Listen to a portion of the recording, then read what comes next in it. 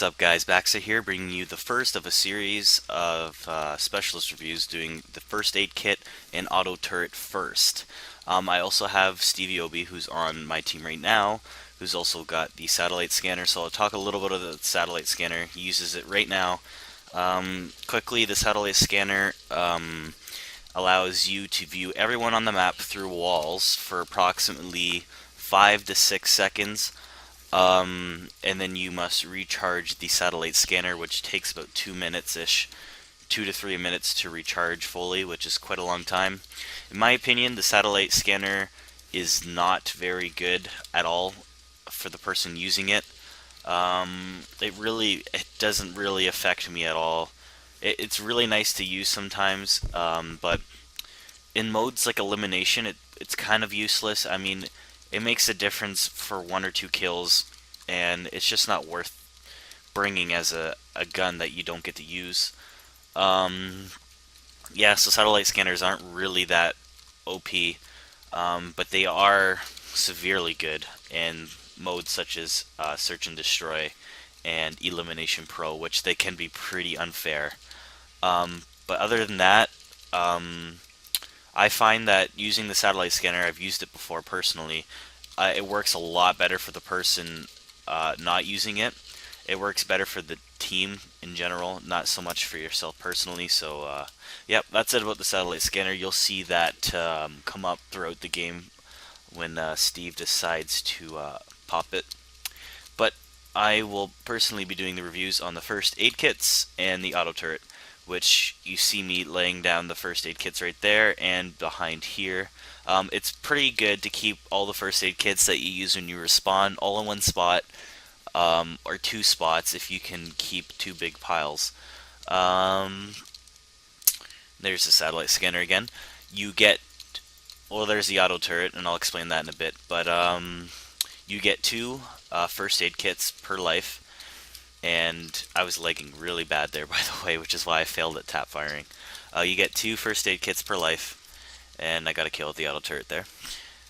And each tick you stand in the medkits for will give you ranging anywhere from 3 to 5 HP, but usually it's about 4 or 5. Sometimes it'll actually tick 2, but I've only noticed that really rarely. And actually, I find that the first aid kits have a chance to critically heal you, or it kind of sounds like you're getting headshot by someone when it critically heals you, and sometimes it'll crit you for 30 or 40 HP, which is really nice. So sometimes you'll just run into a bunch of first aid kits, and it might be only like 3 or 4 there, but you'll notice your life goes from like 20 to like 80 in one tick. That's because you got a crit. Anyway, so the auto turret, by the way, I think the first aids are probably the best specialist weapon in general for elimination. The first aid kits really only work good though if you are doesn't really work all that great if you're not camping somewhat. I guess if you're being camped, then they probably don't work as well as the personal med kits, which I will review later. But the first aid kits are really great. I find that it's the most useful. You can get the most kills out of it, most usefulness out of it. It's most versatile because all you need to do is heal, and it's really great. Things like the M32 and the minigun and napalm, those are just, you can't use them all the time, and they're really situational, and they're all not as great as everyone thinks they are. If you're skilled at the game anyway. If you can't aim very good and you've got an M32, then you're probably laughing because you're gonna at least get 1 kill before you die. Anyways, so the auto turret, I've already put it out. I don't have one this life, but the auto turret is really good if you have at least 2 people on your team that have it, or if you die a lot.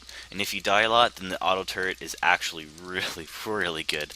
I'll show you guys a clip at the end of this video of one of my clan mates. I forget who it was. I think it might have been Eris, who has about like 10 auto turrets, all put up in 2 towers, and it's actually ridiculous. It's and we turn explosives off, so it's absolutely impossible to get through that room. 100% impossible. There's no way you could get past those turrets. But yeah, the turrets are really good. They don't do very much damage. They don't have too long of a range, but they work really well for planting around corners and stuff like that. Only problem with the auto turret is it takes a while to actually place. From the moment you switch to it and decide to try and drop the auto turret, it'll take you about 5 to 6 seconds to plant it. You do get to throw it, so if you aim high and aim far, you can kind of throw the turret a little bit. And I kind of put it in bad spots because we're not really base raping them too much here. I throw it down there. That's actually a good spot. The funny thing is that the turret is kind of in the open. I turned explosives off, by the way. The turret's in the open, and usually that would be a bad idea, but if you have people behind you, the thing is that the enemy team is not going to be shooting your turret. They're going to be shooting you because you are more deadly than the turret, and it works a lot. Like, I'll get some kills at that turret later on, you'll probably see. As you see here, though, I have a huge pile of medkits, which, don't... No, he's destroying the meds. Yeah, that was me in game. I was like, no, they're destroying the meds. I said that in team, on Vivox in the team chat. So there goes all those meds I've been putting there pretty much the whole game, and I get lottoed in the face. But yeah, medkits work really good. In general, I would probably, just because I've been using most of the spec weapons now, I would probably take, with me, in most games, I'd probably take the auto turret and first aid kits, the auto turret and med kits, or the first aid kits and med kits, because you can live for so long on those, it's not even funny. It's really, really, really great when you have more than one spec on your team, though, because when those spec weapons pile up with each other, it makes a huge difference, and I get an auto turret kill there. If you have two people with turrets on your team, including yourself, or two people with first aid kits, they stack up really fast, and it makes a huge difference. I'd say if you have 3 specs on your team, 3 auto turrets, and 3 first aid kits, you guys are laughing, and you've got this game camped. There's this really, really, really nasty spot in short fuse where you can place turrets. I actually don't do it this game, because I completely forgot about it. I didn't know it at the time, but I just completely forgot and didn't even think about putting turrets there. But you can put a spot here in short fuse. If you're playing on the Bravo team, such as I am right now, you can place it in the window of the office. The window looking over Alpha spawn, and the turrets will shoot through that window. You put 2 or 3 turrets there, and anyone who walks out of their spawn will die. Quite funny. I've seen clanmates get multis and ultra kills with the turret before people started shooting like RPGs at the window and started breaking them through the window. Quite funny. Probably right here, actually, right there, that window, best spot to put a turret, probably in all the game, because it's so discreet and people don't think about it. It's a really good, really broken spot to put turrets. Really mean. You don't need 2 people to have turrets to do it.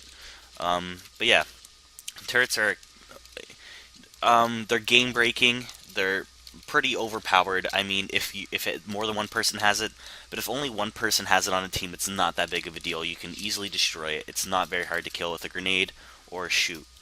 It is kind of gay, though, when you do get several people on your team with turrets and you put them all around their spawn, and it does become quite overwhelming, especially if you keep killing the spec that has the turret. So it's a couple double-edged sword there. You get a kill, but at the same time, he's planting more turrets. But yeah, in my opinion, anything that heals you is probably the best thing for you as a spec in general. You'll get the most kills with it. You guys will see the M32 and M134 minigun review, which I will put out very soon, right after this review. I play actually this entire game of short fuse, and that's why I will not have any shoutouts in this video. I'll put them in my next video, because I completely forgot I was actually running fraps this game, and I was just having fun, and so I didn't even think about not stopping it or whatever. So yep, this is the full video of this whole game. Specs are pretty cool. I'm using Viper, by the way, and I will explain Viper's stats next review. So, actually, I might as well just tell you now before the game ends. Viper has 15% speed. She wears a medium vest, and she has 30% sprint stamina, which is really, really good. Really good. Um, it's actually awesome. I like her better than Hawk, even though Hawk is 16% speed, and he's got something else that's actually not that bad. Headshot protection and balance vest. But anyway, yeah, guys, that's it for the review. I hope you enjoyed this review. Get ready for the next specialist review, guys. May Specialist Month in Comet Arms, and yep, hope you guys enjoy this review.